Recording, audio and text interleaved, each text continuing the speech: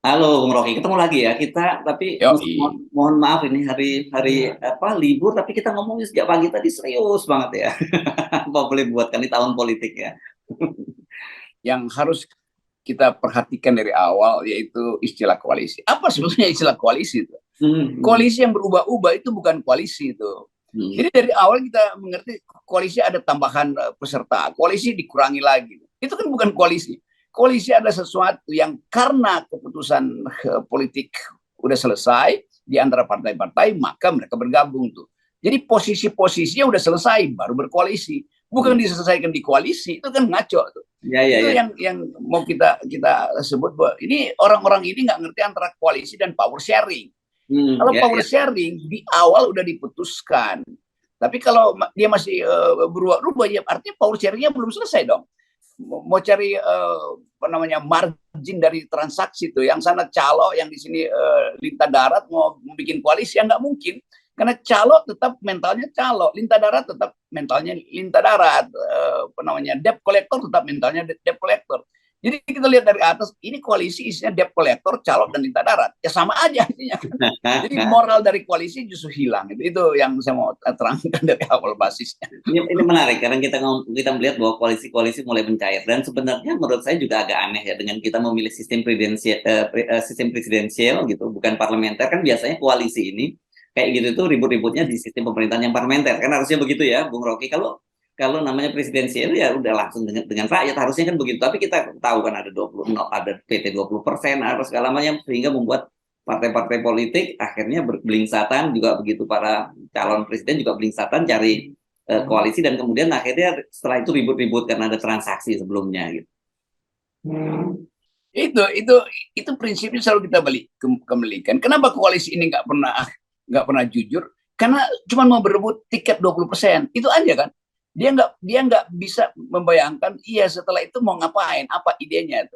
Koalisi artinya idenya sama. Kalau kita tanya apa ide Nasdem soal uh, uh, Pulau G misalnya, bisa beda dengan ide PKS. Apa ide PKS tentang IKN bisa beda dengan ide Demokrat. Jadi apa yang dikoalisikan di situ selain upaya untuk mendorong pertarungan dengan Pak Jokowi. Dari segitu ya kita setuju aja kan. Koalisi dibentuk untuk bertarung dengan Pak Jokowi. Tetapi pertarungan perubahan itu harus jujur dari awal. Jadi kita ngerti bahwa persaingan-persaingan untuk memperoleh elektabilitas itu jauh diunggulkan ketimbang soal etikabilitas yang terus dibicarakan. Jadi balik lagi tadi, galang gulung antara koalisi dan galang gulung di antara maling. Jadi maling yang sedang berupaya untuk menjagokan siapa yang akan memimpin kabinet maling nanti itu. Jadi dengan kasar kita lihat bahwa politisi kita memang kasar betul kan. Kenapa itu terjadi? Karena desain pemilunya yang kacau. Karena peraturan-peraturan threshold segala macam tuh. Sehingga muncullah semacam etika parlementarianisme di dalam sistem presidensialisme kan. Kalau parlementarisme jelas itu tukar tambahnya segini, nanti kita kuasai kabinet segini. Jadi power sharing itu udah terbentuk dari awal. Itu sistem parlementer. Kalau kita ambil posisi di dua menteri ekonomi, kita ambil di transaksi itu diselesaikan dulu supaya nggak ada transaksi dua tiga kali kan. Jadi berubah-ubahnya koalisi bukan berarti bahwa mereka lagi cari seseorang yang paling bermutu dengan kondisional yang makin lama makin teknis, tetapi untuk menghindarkan seseorang itu menipu. Jadi tetap koalisi itu saling intip di antara penipu. Oke, karena kita ngomongin koalisi ya, jadi ini menarik kan sejak awal kita sudah yakin bahwa seperti KIB Koalisi Indonesia Bersatu yang paling awal kan ini yang katanya dideklarasikan akan menjadi koalisi pada Pilpres 2024. Tapi kita sejak awal udah tahu ini bakal bubar gitu. Terus nah, sekarang kan dan kabar baiknya sekarang itu gitu ya. Ini kelihatannya mulai mencair ini Bung Rocky. Semua mencair. Lalu bayangkan Nasdem misalnya yang sudah akhirnya dapat dukungan dari Demokrat dan PKS berarti sudah PT 20%-nya sudah cukup itu masih bertemu lagi dengan Golkar. Caimin yang katanya sudah juga malah buat sekber bersama dengan Gerindra malah ketemu juga dengan Golkar juga gitu. Nah kemudian PAN juga menyatakan wah ini kita senang kalau kemudian Gerindra dan PKB gabung ke KIB. Tapi sebaliknya Gerindra juga bilang kita juga senang kalau KIB gabung ke atau setidaknya Golkar gabung ke Gerindra dan PKB gitu. Kita membayangkan itu tukang bakso transaksi dengan tukang ketoprak itu. Nah, itu transaksi yang jujur. Gue makan bakso, lu makan ketoprak gue. Itu transaksi untuk kepentingan saat itu ada kebutuhan. Itu bosan makan bakso, tukang ketopraknya tukar dengan tukang bakso. Tapi ini yang terjadi di kita, ini tukang tipu dengan tukang tipu, bukan tukang bakso dengan tukang ketoprak. Jadi kejujuran itu hilang. Memang orang mau hitung ya nanti kalau KIB berubah mungkin arahnya akan ke Anies misalnya tuh. Karena itu pelan-pelan ada pertemuan Nasdem dan Golkar. Lalu terbaca oleh Presiden Jokowi, wah itu bahaya, maka dikeluarin sprindik, ancaman sprindik, lalu bubar lagi itu transaksi itu. Caimin mendekat dengan cara yang sama, lalu ada teguran dari istana. Jadi kalau kita lihat semua transaksi koalisi ini berupaya untuk minta jaminan sebetulnya bahwa dia nggak akan hilang kalau ada pemerintahan baru. Jadi mereka cemas karena pemerintahan baru, kalau disebut secara epistemik bahwa itu pemerintahan yang beda di dalam kebijakan, beda dalam paradigma, maka memang harus cemas. Tapi kalau kita lihat gelagat di antara koalisi perubahan ini kan nggak ada juga yang betul baru, yang orang tuntut barunya di mana, soal IKN, soal utang luar negeri, soal Islamofobi, kan nggak ada. Berantakannya koalisi ini justru untuk menyelamatkan diri masing-masing dari pemerintahan yang sifatnya baru perubahan. Padahal pemerintahan yang baru pun nggak ada di dalam niat untuk memperbarui Indonesia tuh. Nah ini yang saya anggap ya ini saling kirim komunikasi melalui fasilitas press release doang kan. Dan press release itu dibikin ngambang supaya besok ada press release baru tuh. Oh ini kita belum selesai, ini cuma soal teknis saja tuh. Bukan soal teknis, Anda justru soal teknisnya itu yang harus diselesaikan di awal tuh. Supaya nggak ada pertanyaan tentang soal etis. Jadi balik lagi tadi, ini koalisi yang pasti bubar atau saling menawan dalam arti tertawan ya, bukan karena parasnya menawan lalu terpana, bukan terpana gitu ya. Ya. Oke. Ya. Ya, bukan terpana. Ya, ini betul-betul ya sebetulnya di antara 2 debt collector atau 3 debt collector itu akhirnya semua masuk di dalam politik debt collector. Yang penting hajar dulu, dapat dulu, nanti urusan persidangan belakangan. Jadi nggak ada dari awal semacam kejujuran, dan itu yang saya ngomong dengan millennials, dengan anak-anak muda yang juga akhirnya mencium, ini kok bisa ya koalisi sana, tapi tiba-tiba ngundang sesuatu yang tadinya lawan gitu. Yang lawan justru akhirnya mendekat ke kawan. Jadi bagaimana Pak Rocky soal itu? Ya saya bilang aja itu calok sama calok ya begitu. Oke. Jadi memang kita melihat ada satu ini cara berpikir yang berbeda itu antara para elit politik dengan rakyat gitu ya. Rakyat ini pasti jujur, sebenarnya cuma satu aja keinginan dari rakyat itu, bagaimana Indonesia ini menjadi lebih baik, kehidupan kita juga menjadi lebih baik. Itu kan yang harapan publik itu.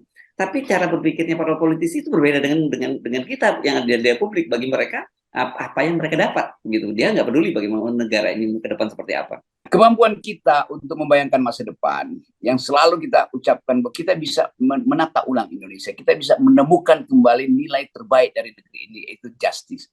Karena kita punya pengalaman dengan kolonialisme, kita punya pengalaman dengan fasisme, diduduki oleh Belanda, oleh Eropa selama 350 tahun, dikuasai oleh kebengisan fasisme Jepang pada waktu itu hanya 3 tahun.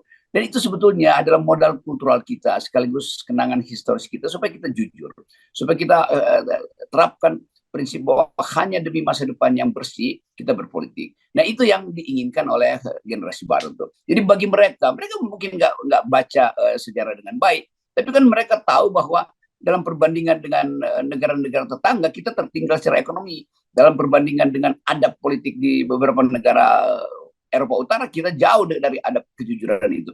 Jadi demi masa depan kita ingin supaya ada semacam ketaatan etika tertinggi yang harusnya diproduksi oleh teman-teman ini. Nah, kita tadinya menganggap bahwa orang semacam Sandi karena datang dari perspektif yang lain mungkin bisa beri perubahan, tapi juga nggak terjadi itu. Orang semacam Ganjar datang dari keinginan publik untuk melihat ini Ganjar masih cukup muda, coba lakukan sesuatu yang betul-betul bermutu. Ternyata Ganjar cuma jadi pertaruhan antara Mega dan Jokowi dan Ganjar sendiri nggak punya perspektif itu, apalagi soal lingkungan itu. Jadi kita batal sebetulnya mengajukan seseorang sebagai kader. Demikian juga sekarang soal Anies dipersoalkan. Jadi semua itu kita anggap aja bahwa sejarah sedang menguras bagian buruk dari bangsa ini supaya nanti air bersih itu masuk lagi ke kolam yang baru. Jadi kalau kita bikin refleksi, ya memang kapasitas pemimpin kita untuk membayangkan utopia itu nggak ada tuh. Padahal membayangkan utopia harus datang dari kejujuran dengan mengakui bahwa yang sekarang itu betul-betul distopia, yang sekarang betul-betul ada kerakusan dan kekacauan. Ya, ya. Jadi sekali lagi kalau toh kita lihat sekarang para politisi blingsatan gitu ya, mungkin pasnya ya ketemu sana ketemu sini ketemu sini, yakinlah itu bahwa gak ada urusannya dengan bagaimana memperoleh bangsa ini, apalagi untuk mensejahterakan rakyat gitu ya, Bung Rocky ya. Ya, jadi refleksi kita hari ini menuntun kita untuk kalau bisa kita boikot aja pemilu ini karena semuanya tukar tambah sesuatu yang buruk kan. Jadi sebetulnya dari awal kita udah duga bahwa ya ada yang akan ditransaksikan adalah hal-hal yang buruk, bukan hal-hal yang bermanfaat. Tapi kita masih beri kesempatan lah bahwa kalau orang mau berubah itu lakukan perubahan radikal. Kalau ada tipu menipu ya mengakulah bahwa pernah tipu menipu.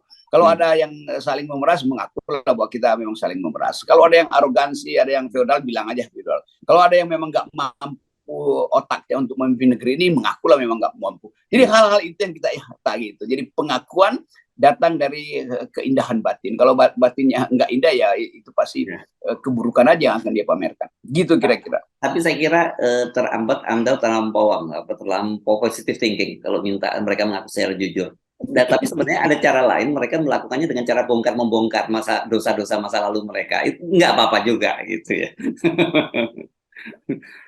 Ya kalau itu saya nggak mau ucapkan karena memang sedang terjadi itu. Dan itu yang sebetulnya mengenakkan batin kita. Bongkar, saling membongkar. Karena mereka nggak bisa bongkar kekuasaan. Maka bongkar-membongkar di antara partainya udah cukup lah menyenangkan kita. Yang kita sebut pembusukan itu adalah awal dari benih yang baru. Oke. Dan kita mulai awal yang barunya dengan 0%. Ya, Bung Rocky ya. Yes, ini benih yang dari dulu dihindari. Oke. Thank you, Bung Rocky.